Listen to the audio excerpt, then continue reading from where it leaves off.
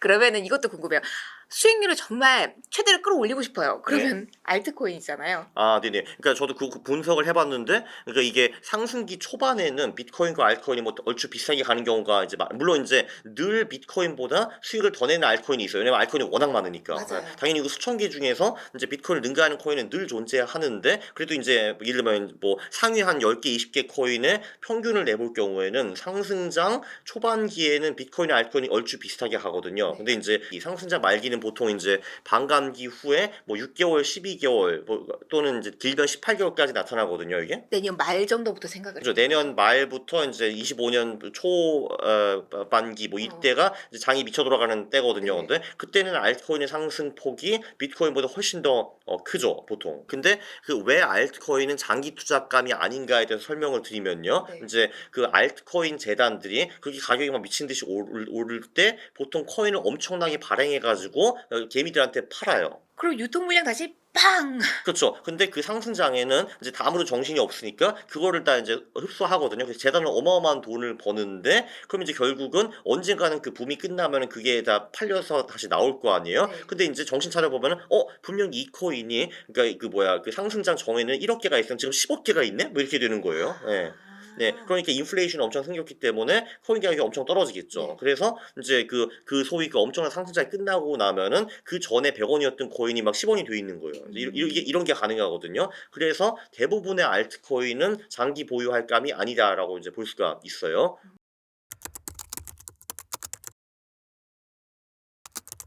네. 근데 우리가 단기 투자를 하면 얘기는 완전히 달라지죠. 그러니까 인제 코인 같은 경우는 그 추세가 굉장히 강하기 때문에 가장 심플한 방법은 이제 코인마켓캡이라는 사이트에 가면은 그 코인들 시가총액이랑 뭐 거래량이랑 그리고 최근 7일 동안의 수익률을 쫙 볼 수 있거든요. 그래서 진짜 아주 되게 심플하게 그러니까 톱 10, 20 코인 중에서 그 최근 일 주일 동안 제일 많이 오른 코인 3 개가 무엇인가 해 가지고 그 3 개를 사고 일 주일 동안 보유하는 전략이 되게 좋아요. 아 일 주일간의 추이를 보고 그다음 일 주일을 그쵸. 그러니까 어 인제 최근 그러니까 예를 들면 최근 일 주일 동안에 예를 들면 솔라나랑 뭐 저기 뭐 뭐야 그 아발란치랑 무슨 뭐 예를 들면 라이트코인이 가장 많이 올랐네 하면은 고 3 개를 보유하고 일 주일 후에 가 보면은 인제 걔네들이 가장 많이 오른 게 아니라 인제 솔라나도 뭐 예를 들면 요번 주에 10% 올랐는데 보니까 예를 들면 이더리움이 40% 올랐네 하면 인제 이더리움을 갈아타는 거죠. 네 고런 식으로.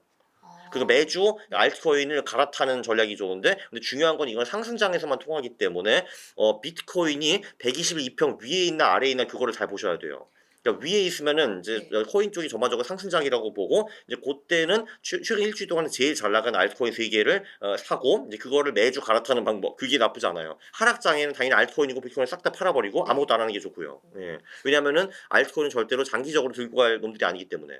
근데 물론 예외 알트코인도 있다고 들었기는 했어요. 네. 한마디로 그렇게 인제 막 인플레이션으로 인제 코인을 막 남발하지 않는 코인들도 있다고 하긴 들었는데 그거는 잘 좀 연구를 해 보셔야 돼요. 저는 그게 어떤 코인인지 잘 몰라요. 예. 기본적으로 그러면은 알트코인을 고를 때 그냥 지난주에 추세가 가장 중요한 건가요? 아니면 주식시장처럼 이것도 뭐 저평가의 영역 이런 걸 분석하는 것도 필요할까요? 그 가치 그 지표들도 있기는 있는데 인제 그거 분석하기가 좀 어렵거든요 사실 근데. 아. 예를 들면 인제 뭐 퍼나 PBR 같은 경우는 뭐 주식 같은 경우는 퀀트 소프트웨어가 다 인제 해 주는데 아직은 뭐 코인이 그런 것까지는 없기 때문에 인제 그거를 내가 다 직접 분석해야 되잖아요. 그건 좀 어렵죠. 근데 가격은 인제 한눈에 볼 수 있으니까 네. 이제 그걸로 투자하기가 제일 쉽죠. 근데 인제 그 가치 지표 중에서 어떤 게 이제 논문에 요즘 많이 나오냐 하면은 그 신규 생성 계좌 아 얼마나 많은 사람들이 쓰고 있나? 그렇죠. 그러니까 예를 들면 인제 그 갑자기 막 이더리움의 그 계좌가 엄청 많이 늘어난다 하면은 사람들이 이더리움을 많이 쓴다라는 거잖아요. 그럼 네. 한마디로 그 코인의 수요가 늘어난다라는 거기 때문에 이제 펀다멘탈적으로 어떻게 보면 쉽게 보면은 주식은 어닝이 제일 중요하잖아요. 네. 그러니까 순이익이 제일 중요한데 근데 그러니까 순이익이 증가하는 기업의 주식을 사는 것이 맞는 거잖아요. 음.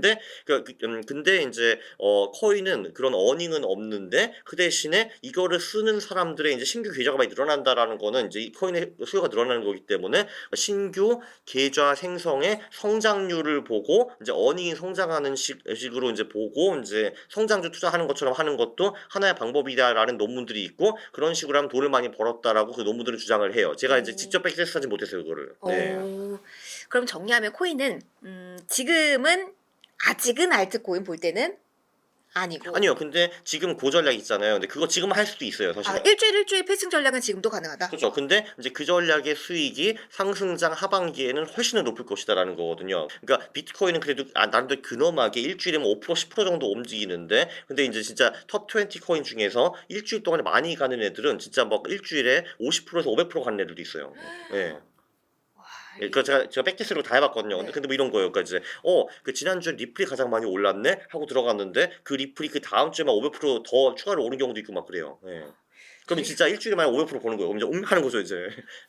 네. 선물이네요. 네, 그죠, 그죠. 아, 근데 물론 그런 거는 그런 경우는 그렇게 많지는 않았는데, 그러니까 제가 백테스트를 쫙 해보니까 네. 정말 지난주에 가장 강한 코인이 그 다음 주에 진짜 300% 500%까지 간 적도 있었어요. 네.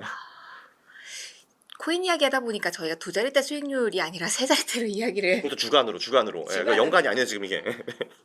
이 짧은 시기와 폭에 와 하고 놀라고 근데 있어요. 여기 근데 네. 리스크는 근데 이제 이게 매주 통하는 거는 아니고 가끔은 제가 3개 알트코인이 들어갔다고 했잖아요. 네. 근데 얘네들이 일주일 만에 또 30-40% 빠지는 경우도 있어요. 그러면 이제 굉장히 좀 슬프겠죠. 일주일 만에 마이너스 30-40%.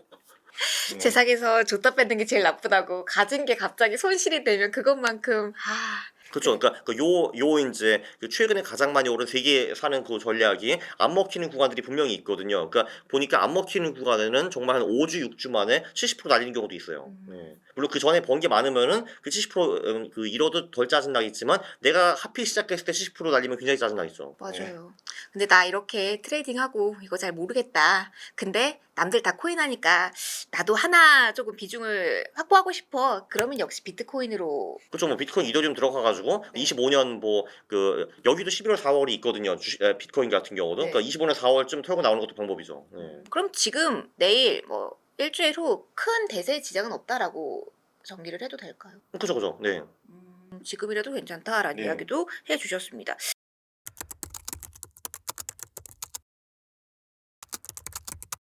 주식시장 이야기를 하고 넘어갈게요. 네. 계절성 이야기를 코인에도 맞다라고 해주셨잖아요. 네, 저는 사실 미국은 좋을 거라고 생각했는데 한국은 이렇게 좋을지 몰랐거든요. 그래가지고 멍청하게 인버스 포지션 해가지고 한국에서는 큰 재미를 못 봤습니다. 이런 젠장. 네. 아, 그거 네. 너무 아쉽다. 네. 그래도 물론 그 미국이 인버스 비중이 뭐 엄청 크진 않았지만 그래도 왠지 계속 이제 그 저를 찌르는 모기 같은 놈이었죠 그게. 가렵기까지 하잖아요. 모기가 되게 작은데 근데 이제 얘 때문에 잠을 못 자는 거잖아요. 그러니까 이 인버스가 모기였어요. 그래서 지금은 그 모기를 이제 잡았나요? 잡았어요. 네네. 피가 나왔나요? 저는 아직도 한국 시장이 내년에 별로 안 좋을 거라고 보기는 하지만 근데 언제 다시 들어갈 거냐 하면은 그 인버스도 그 이제 주식 시장이 꺾여가지고 이평 아래로 들어갈 때 그때 다시 인버스에 들어갈 거예요. 그때는 그럼 미국장에 대한 전략은 미국장은 24년에 계속 좋다고 봐요. 네, 25년까지도. 네. 25년까지도요? 네. 그러면은 연말하고 연초 넘어가면서 전체적인 포트폴리오 변화를 좀 주는 전략도 필요할까요? 그러니까 이제 다시 4월이 되면요? 네. 4월을 대비하면서 또 한 번 바꿔야 되는 거죠. 4월 말쯤 되면 당연히 주식 비중 그래도 좀 줄이겠죠. 네. 음. 근데 이제 왜 미국 시장을 좋게 보냐 하면은 이제 내년 대선이 있잖아요. 네네. 근데 대선 같은 경우는 이게 지금 지금 기존 대통령이 재선을 하느냐 아니면 2명의 새로운 친구가 나오냐가 그게 되게 중요해요. 국내 장에도 중요한 거죠. 근데 이제 내년 같은 경우 바이든의 재선이잖아요. 본인이 바이든인데 24년 말에 무조건 이겨야 될 거 아니에요, 이게. 네. 그리고 이제 그 상대방은 뭐 트럼프가 나올 가능성이 높은데 근데 트럼프한테 지면 쪽팔리잖아, 사실 근데. 그러니까 그러면은 어떻게 하실 거예요? 만약에 그러니까 내가 이제 내년 10월에 무조건 이겨야 한다 하면은. 기업인들이 해달라는 친화적 정책을 모두 다 시행해주고 네. 절대로 경제가 무너지지 않게 잘 버팀목 역할을 해주고 시장이 좋아하도록 금리 인하에 대한 신호를 충분히 주면서 주식시장도 강하면서 내가 잘하고 있다는 신호를 주도록 하겠습니다. 너무 멋지신데 대통령 하시면 안 돼요 그냥? 네, 좋다 그냥. 네. 그래 대통령 하세요 그냥. 나쁘지 않네. 네. 작가님의 전략을 들어보도록 하겠습니다. 작가님이 근데 만약에 제가 하고 싶은 대통령이- 말씀을 너무 멋지게 해주셔가지고요. 그러니까 이제 더 짧게 요약하면은 내가 돈을 엄청 풀게 경제를 무조건 호황으로 돌려야 될 거 아니에요 당연히. 제가 예. 하면 메인이 못 돼요. 작가님이 이런 멘트 딱 해주셔야지 메인이 돼요. 아니 그러니까 그렇죠 이제 그러니까 제가 바이든 하면은 돈을 일단 무조건 풀 것 같아요. 아니 왜냐면은 24년에 경제가 잘 돌아가야지 미국인들이 해피하고 나를 뽑아줄 거 아니에요 당연히. 맞아요, 근데 맞아요. 근데 만약에 정계가 망하면은 당연히 저쪽 뽑을 거 아니에요. 저쪽이 와가지고 할 거 아니에요. 저 새끼 때문에 지금 이제 경제가 되는 것이 없다. 저놈을 죽여라 할 거 아니에요. 내가 그게. 된다면 그렇죠.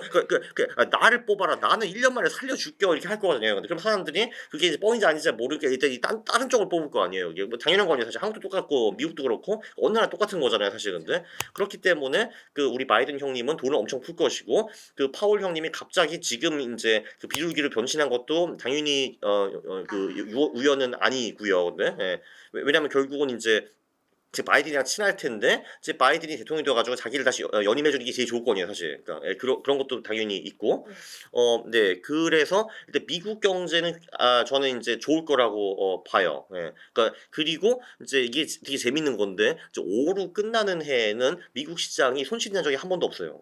5로 끝난 내년이네요. 그렇죠. 그게 내후년이죠. 내후년. 그러니까 이제 내후년인데 그 마지막으로 그 5로 끝나는 해 미국 시장에 손실이 난 게 1885년인가 뭐 그래요.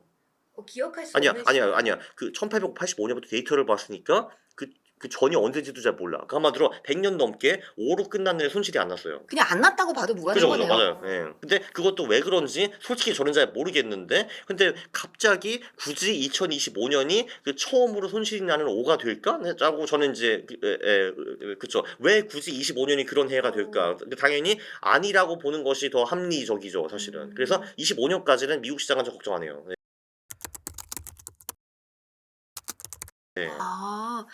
그러면은 마지막으로 2025년 전에 2024년 전략 여쭤보면서 마무리하도록 할게요. 그러면 내년은 어떻게 자산 배분을 하실 걸로 생각을 하고 계신지 계절성 많이 보시니까 4월 기준으로 좀 나눠 주셔도 좋습니다. 그러니까 제가 이제 지금 하고 있는 전략은 한 60% 정도가 주식인데 30 한국, 30 미국 정도이고요.